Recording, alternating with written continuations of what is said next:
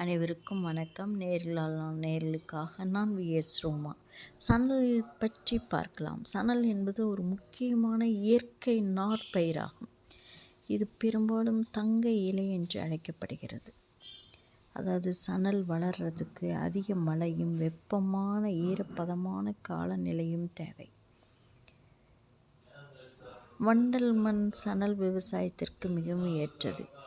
India, மேற்கு வங்காளம், பீகார், அஸ்ஸாம், வங்காளதேசம் சணல் உற்பத்திக்கு அதிக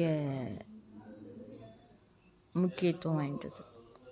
சணல் பைகள் தயாரிக்கலாம். சாக்கு பைகள், கைப்பைகள், தானியங்களை சேமிக்கும் பைகள், தரை விரிப்புகள், திரைச்சீலைகள், கயிறுகள் இவெல்லாம் தயாரிக்கலாம். செடியின் தண்டிலிருந்து காகித கூழ் தயாரிக்கப்படுகிறது. நன்றி.